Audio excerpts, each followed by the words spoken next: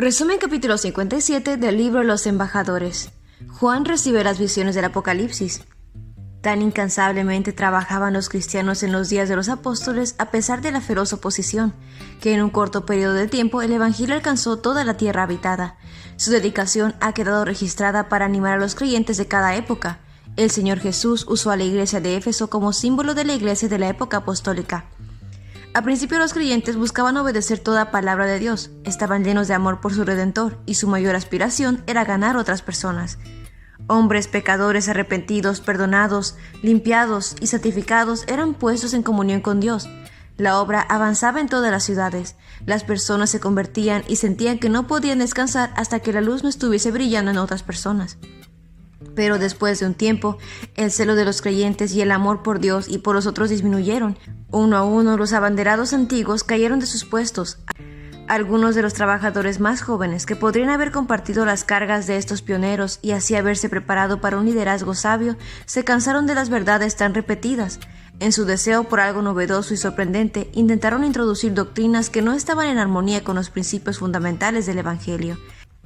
En su ceguera espiritual, no pudieron discernir que estos engaños harían que muchos cuestionaran las experiencias del pasado y así producirían confusión e incredulidad. A medida que se insistían en las falsas doctrinas, comenzaron a surgir las diferencias. La discusión de asuntos sin importancia ocupaba el tiempo que debía ser usado en proclamar el Evangelio. Las masas no eran advertidas, la piedad estaba muriendo rápidamente y Satanás parecía estar a punto de ganar el dominio. En este momento tan crítico, Juan fue sentenciado al exilio. Casi todos sus antiguos asociados habían sufrido el martirio. Según las apariencias, no estaba lejano el día cuando los enemigos de la iglesia triunfarían. Pero la mano del Señor se estaba moviendo invisiblemente entre las tinieblas.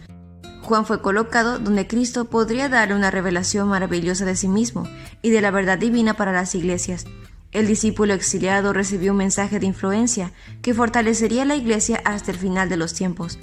Fue un día sábado que el Señor de Gloria se le apareció al apóstol exiliado. Juan observaba el sábado en Patmos de forma tan sagrada como cuando estaba en Judea. Él reclamaba las preciosas promesas dadas en relación con ese día. En el día del Señor vino sobre mí el Espíritu, y oí detrás de mí una voz, como de trompeta. Me volví para ver de quién era la voz que me hablaba, y al volverme vi 7 candelabros de oro. En medio de los candelabros estaba alguien semejante al Hijo del Hombre. Este discípulo amado había visto a su maestro en el Getsemaní. Su rostro estaba marcado con las gotas de sangre de agonía. Ahora Juan contempla una vez más a su Señor, pero ya no es varón de dolores, humillado por los hombres. Está vestido con sus vestiduras de brillo celestial, sus ojos como llama de fuego. De su boca sale una aguda espada de doble filo, emblema del poder de su palabra. Entonces, ante la maravillada visita de Juan, se abrieron las glorias del cielo. Se le permitió ver el trono de Dios y, más allá de los conflictos de la tierra, contemplar las huestes de los redimidos con vestiduras blancas. Escuchó la música de los ángeles y los cantos triunfantes de los que habían vencido por la sangre del Cordero. Se desplegó una escena tras otra, de interés atrapante, hasta el fin del tiempo. En figuras y símbolos se presentaron temas de mucha importancia. Hay maestros religiosos que han declarado que el Apocalipsis es un libro sellado y que sus secretos no pueden ser explicados. Pero Dios no quiere que su pueblo considere este libro de esta manera. Es la revelación de Jesucristo, que Dios le dio para demostrar a su siervo lo que sin demora tiene que suceder. El nombre mismo que se le da a las páginas inspiradas, el Apocalipsis o la Revelación, contradice la declaración de que este es un libro sellado. Una revelación es algo aclarado. Sus verdades están dirigidas tanto a aquellos que viven en los últimos días como a quienes vivían en los días de Juan. Algunas de las escenas descritas están en el pasado, otras están sucediendo ahora. Otras además nos traen una visión del cierre del gran conflicto, y algunas revelan los gozos de los redimidos en la tierra nueva. En el Apocalipsis todos los libros de la Biblia se encuentran y terminan. Aquí está el complemento del libro de Daniel. Uno es una profecía, el otro una revelación. El libro que fue sellado no es el de Apocalipsis. Escribe en un libro lo que veas, Cristo ordenó a Juan, y envíalo a las 7 iglesias. Escribe lo que sucede ahora y lo que sucederá después. Las 7 estrellas son los ángeles de las 7 iglesias, y los 7 candelabros son las 7 iglesias. Los nombres de las 7 iglesias simbolizan la condición de la iglesia en diferentes periodos de la historia. El número 7 indica algo completo, y el mensaje se extiende hasta el fin del tiempo. Cristo camina en medio de los candelabros de oro, así simboliza su constante comunicación con su pueblo. Él conoce su verdadera condición, su orden, su devoción. Su cuidado continuo y su gracia sustentadora son la fuente de vida y luz. Esto dice el que tiene las 7 estrellas en su mano derecha. Estas palabras fueron habladas a los maestros en la iglesia, aquellos a quienes se les había confiado las pesadas responsabilidades. Las estrellas del cielo están bajo el control divino. En el comienzo de la historia de la iglesia, el ministerio de la iniquidad predicho por Pablo comenzó su nefasta obra y muchos fueron engañados por falsas doctrinas.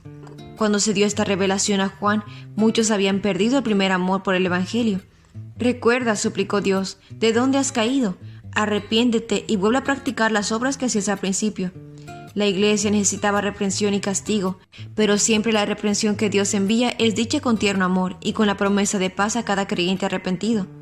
Al mirar hacia los largos siglos de tiniebla, el exiliado anciano vio multitudes sufriendo en el martirio, pero también vio quién sostuvo los primeros testigos y no los abandonó. Juan escuchó las promesas: «Al que salga vencedor le daré derecho a comer del árbol de la vida. Jamás borraré su nombre del libro de la vida, sino que le reconoceré con su nombre delante de mi Padre y delante de los ángeles. Le daré el derecho de sentarse conmigo en mi trono, como también yo vencí y me senté con mi Padre en su trono». Juan vio que los pecadores encontraban un Padre en aquel a quien sus pecados les había hecho temer. El Salvador se presentó ante Juan bajo los símbolos de el león de la tribu de Judá y el cordero que parecía haber sido sacrificado. Estos símbolos presentan una unión del poder del Omnipotente y el amor abnegado. El león de Judá, terrible para los que rechazan la gracia de Dios, será el cordero de Dios para los fieles. En comparación con los miles de millones del mundo, el pueblo de Dios será un pequeño rebaño, pero Dios será su refugio. Cuando el sonido de la última trompeta penetre la casa de prisión de los muertos y los justos salgan triunfantes y se unan con Dios, con Cristo, con los ángeles y con los leales y fieles de todas las edades, los hijos de Dios serán una gran mayoría. Vi también un mar como de vidrio mezclado con fuego. De pie a la orilla del mar estaban los que habían vencido, tenían las arpas que Dios les había dado. Luego miré y apareció el Cordero. Estaba de pie sobre el monte Sión, en compañía de 144,000 personas que llevaban escrito en la frente el nombre del Cordero y de su Padre. En este mundo sirvieron a Dios con el intelecto y con el corazón, y ahora Él puede poner su nombre en la frente. Cristo les da la bienvenida como hijos suyos, diciendo: «Ven a compartir la felicidad de tu Señor». Estos son los que siguen al Cordero por donde quiera que va. Vi además la ciudad santa de Nueva Jerusalén, que bajaba del cielo, procedente de Dios, preparada como una novia hermosamente vestida para su prometido. Dichosos los que lavan sus ropas para tener derecho al árbol de la vida y para poder entrar por las puertas de la ciudad. Y ese fue el resumen del capítulo 57 del libro Los Embajadores. No olvides compartir este resumen con tus compañeros de clase o con otras personas que tú creas que puedan necesitar este resumen. Nos vemos la próxima.